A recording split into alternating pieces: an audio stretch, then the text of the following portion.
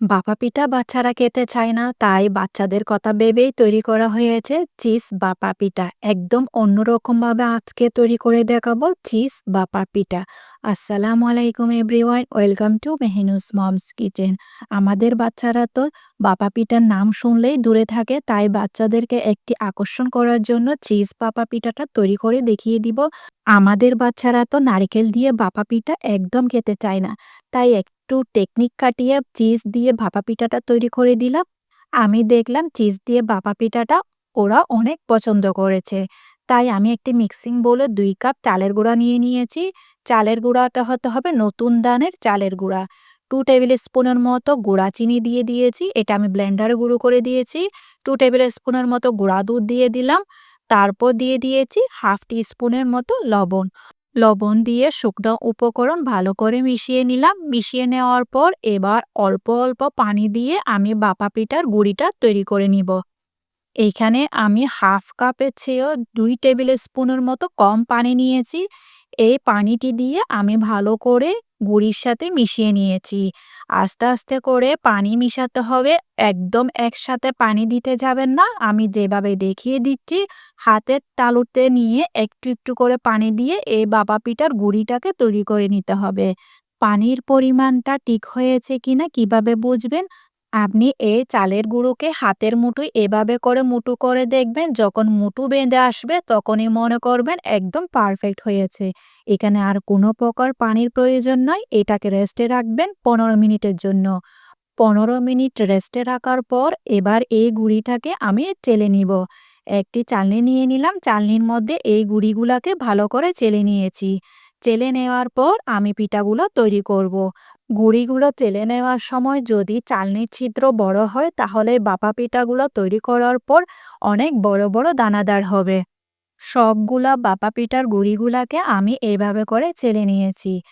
ভাপা পিঠাতে দেওয়ার জন্য আমি এখানে ২ রকম চিজ নিয়ে নিলাম। আপনারা চাইলে আপনাদের পছন্দ মতো চিজ ইউজ করতে পারেন। আমি এখানে মজরেলা চিজ এবং কিউব চিজ নিয়ে নিলাম। পিঠাগুলো যে মোল্ডে তৈরি করব ওই মোল্ডটাকে একটু শুকনো চালের গুঁড়া দিয়ে মুছে নিয়েছি। মুছে নেওয়ার পর এই চালের গুঁড়াকে মুছে নিয়ে ফেলে দিতে হবে। এখন পিঠাগুলা তৈরি করব। পিঠাগুলা তৈরি করার জন্য আমি মোল্ডে পরিমাণ মতো তৈরি করে রাখা চালের গুঁড়া দিয়ে দিয়েছি। তারপর এখানে আমি মজরেলা চিজ দিয়ে দিলাম। আপনার পছন্দ মতো আপনার ইচ্ছা অনুযায়ী দিবেন। তারপর আমি কিউব চিজ দিয়ে দিলাম। পরিমাণ মতো, বেশি দিতে যাবেন না, আবার ফেটে টুইটুম্বর হয়ে যাবে। এবার উপর দিয়ে আবার তৈরি করে রাখা চালের গুঁড়ো দিয়ে দিয়েছি। ভালো করে প্রেস করে দিবেন হাত দিয়ে।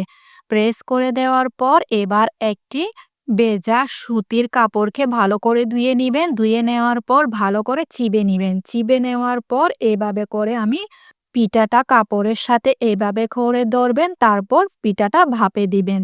ভাপে দেওয়ার জন্য আমি এখানে ভাপা পিঠার ডেকচি নিয়ে নিয়েছি।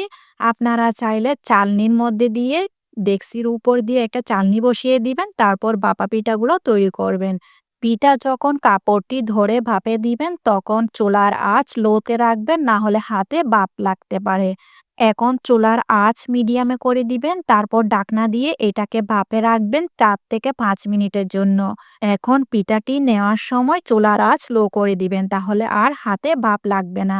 পিঠাটি হয়েছে কিনা কিভাবে বুঝবেন? এভাবে করে বাড়ি দিবেন, যখন ভাঙবে না মনে করবেন পিঠা হয়ে গিয়েছে। আর যদি পিঠা সিদ্ধ না হয় তাহলে বাড়ি দেওয়ার সাথে সাথে পিঠাটি ভেঙে যাবে। আর পিঠাটি ভাপে দেওয়ার সময় সাদা কাপড় ইউজ করবেন, রঙিন কাপড় টোটালি ইউজ করবেন না, না হলে পিঠার উপর দাগ লেগে যাবে। বাস তৈরি হয়ে গিয়েছে আমার ধোয়া ওঠা চিজ ভাপা পিঠা। আশা করছি আজকে আমার এই চিজ ভাপা পিঠা রেসিপিটি আপনাদের অনেক ভালো লেগেছে। যদি ভালো লেগে থাকে তাহলে ফ্রেন্ডস অ্যান্ড ফ্যামিলির সাথে অবশ্যই শেয়ার করবেন।